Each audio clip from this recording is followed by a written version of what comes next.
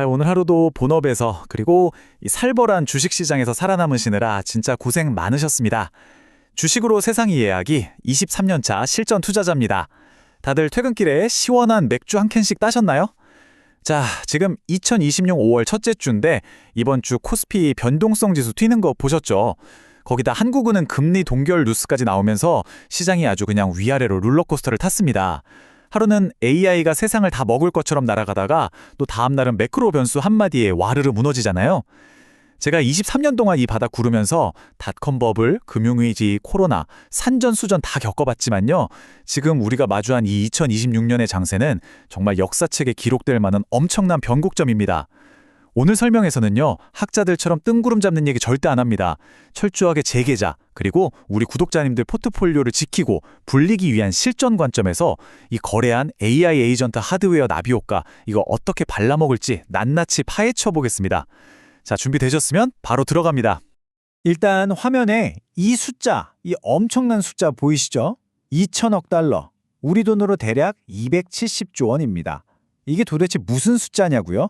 최근 디인포메이션 보도 보신 분들은 아실 텐데 엔스로픽이 구글 클라우드랑 칩에다가 향후 5년간 지출하겠다고 약정한 금액입니다. 아니 불과 1, 2년 전 전체 클라우드 시장 규모를 생각하면 이건 진짜 상상을 초월하는 수치거든요. 1개 AI 스타트업 하나가 인프라에 쏟아붓는 돈이 이 정도예요. 1분기 구글 전체 클라우드 수주 잔고가 4,620억 달러인데 그 절반에 육박하는 물량을 엔스로픽 하나가 꽉 채워준 겁니다. 오픈AI가 마이크로소프트에 약정한 금액까지 합치면 그야말로 미친 거죠. 이게 지금 우리가 발딛고 있는 시장의 진짜 현실입니다. 단순한 테마주 장세? 절대 아니고요. 글로벌 빅테크들이 말 그대로 목숨을 걸고 돈을 태우는 쩐의 전쟁 한복판에 우리가 있다는 걸 이 숫자가 명확하게 증명하고 있는 겁니다. 자, 본격적인 분석에 앞서서 냉정하게 짚고 넘어갈 건 짚어야죠. 화면에 나오는 것처럼 오늘의 분석은 특정 종목에 대한 투자 권유가 절대 아닙니다. 모든 투자 결정과 책임은 투자자 본인에게 있다는 점, 그리고 과거의 화려한 실적이 미래의 수익을 보장하지는 않는다는 점 명심하셔야 합니다. 누가 떠먹여주는 종목만 사서 부자가 될 수 있다면 이 세상에 돈 있는 사람 아무도 없겠죠? 제 23년 짬바이브가 녹아있는 이 인사이트를 꼭 본인만의 무기로 철저하게 소화하시길 바랍니다. 아시겠죠? 요즘 제 채널 커뮤니티나 댓글을 보면 진짜 가장 많이 달리는 질문이 딱 이겁니다. 형님, 지금 반도체 사이클 끝물입니까? 아니면 이제 진짜 시작입니까? 우리가 30년에 한 번 올까 말까한 엄청난 슈퍼 사이클의 한가운데를 관통하고 있는 건지 아니면 아슬아슬한 낭떠러지 끝에 서 있는 건지 아마 매일 밤 자다 깨서 미장의 HTS 켜보시는 분들 많으실 거예요. 시장은 자비가 없습니다, 여러분. 이 질문에 대한 본인만의 뷰, 즉 확고한 답을 내리지 못하면 우리 포트폴리오는 작은 파도에도 그냥 휩쓸려 갈 수밖에 없습니다. 그래서 오늘 위에서 아래로 거시경제 레즘을 쫙 짚고 다시 아래에서 위로 산업의 해자를 철저하게 해부해 보겠습니다. 자, 그럼 첫 번째 섹션, 탑다운. 빅테크들의 자본적 지출, 즉 캐펙스 전쟁 레짐 진단부터 빠르게 훑고 넘어가겠습니다. 여기서 진짜 중요한 실전 투자 포인트가 나갑니다. 이 차트를 유심히 한번 보세요. AMD가 최근 실적 발표에서 2030년 서버용 CPU의 잠재 시장 규모, 흔히 TAM이라고 하죠. 이걸 기존 600억 달러에서 1,200억 달러로 무려 2배나 상향 조정했습니다.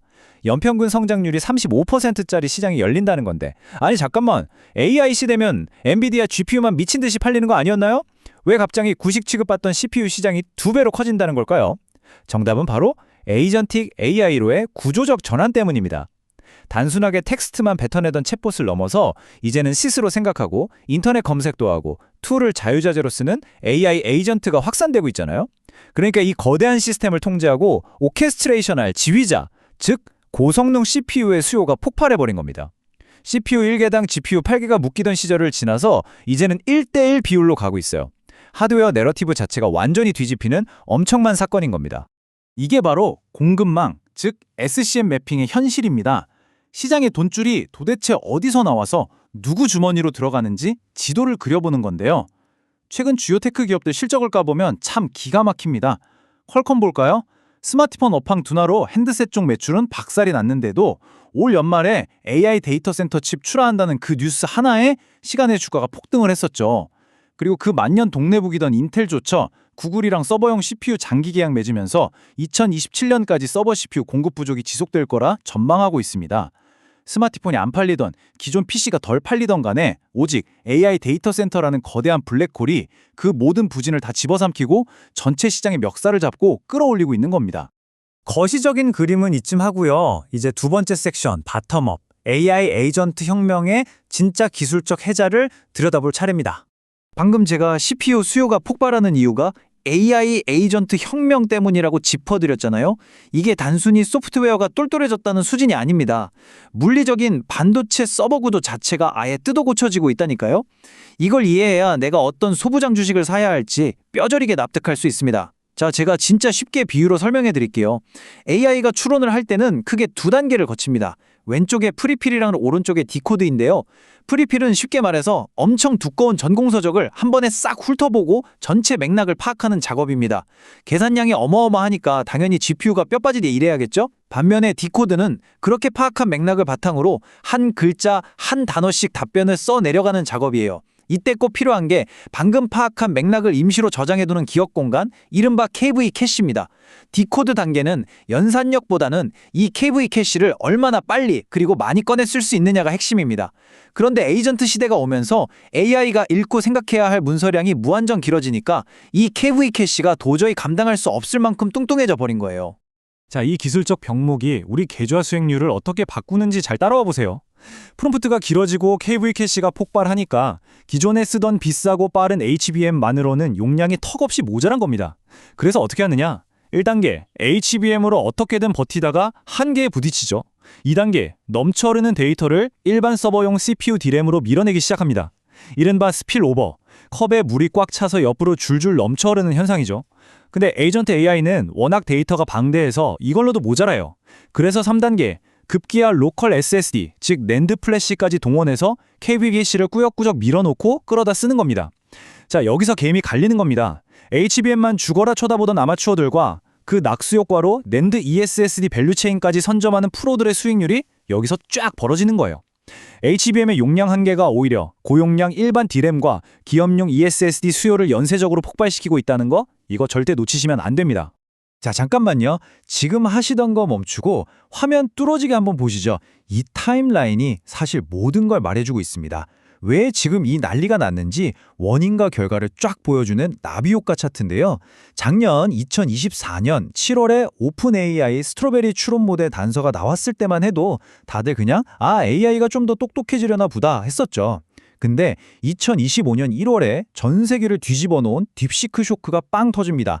엄청 싼 비용으로 극강의 추론 성능을 내버렸잖아요. 소프트웨어에서 이런 파괴적인 혁신이 일어나 버리니까 앞서 말씀드린 하드웨어 아키텍처의 한계가 한꺼번에 펑 하고 터져버린 겁니다.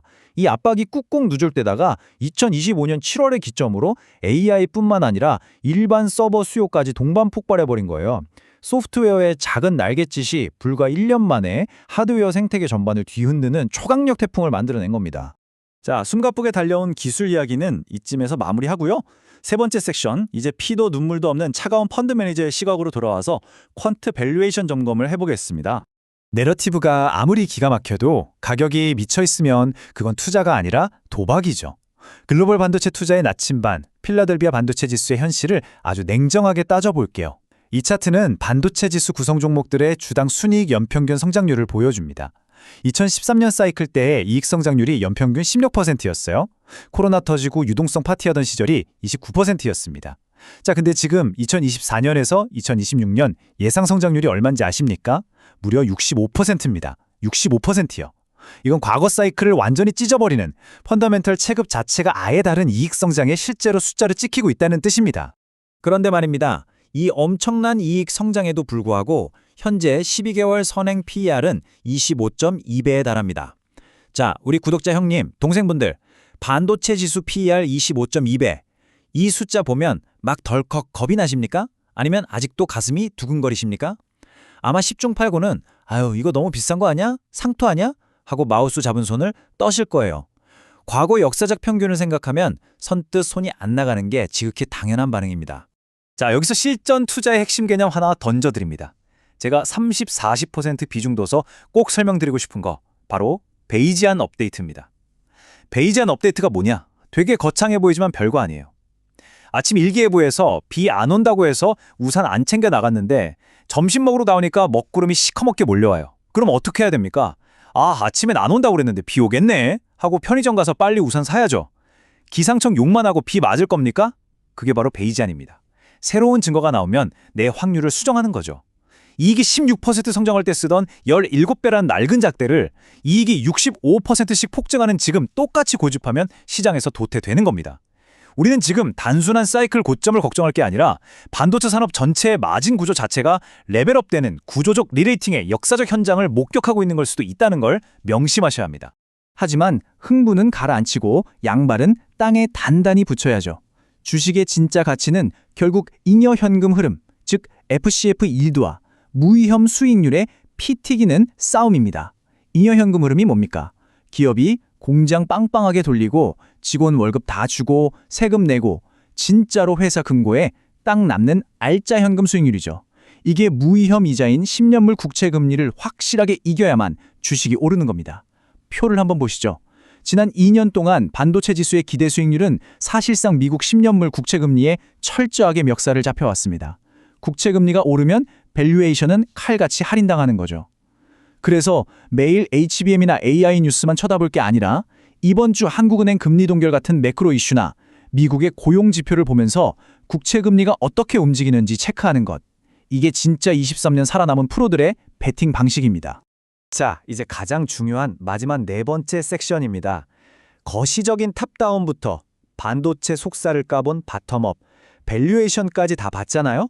그래서 내 돈 어떻게 굴릴 건데 소중한 피 같은 내 돈을 지키기 위한 실전 액셔너블 플랜, 생존 전략으로 넘어가 보겠습니다. 늘 말씀드리지만 주식은 사는 것보다 파는 게 진짜 예술입니다. 이 미친 슈퍼사이클 파티장에서 우리가 언제 외투를 챙겨서 조용히 나가야 할지 세 가지 명확한 트리거를 드릴게요. 첫째, AI 서비스들이 기술적 혁신에 멈추고 누가 더 싸게 구독료 받냐면서 치킨 게임을 시작할 때 이건 해자가 완전히 무너졌다는 확실한 신호입니다. 둘째, AI 업계에서 역대급 M&A나 초대형 IPO가 연달아 뻥뻥 터질 때 전형적인 시장 꼭지, 버블의 신호죠. 셋째, 빅테크 클라우드 기업들의 회사채 조달 금리가 임계점을 넘어설 때입니다. 여기서 제 실전 포지션 세팅 팁 하나 드릴게요. 리스크 관리, 즉 VAR, Value at Risk 관점에서 손실폭은 1로 꽉 막아두고 기대 수익은 2.5를 가져가는 1대 2.5 비율을 기계적으로 세팅하셔야 합니다. 지금 같은 변동성 장세에서는 전체 포트폴리오의 최소 30%는 단기 채권이나 현금으로 꽉 쥐고 계십시오.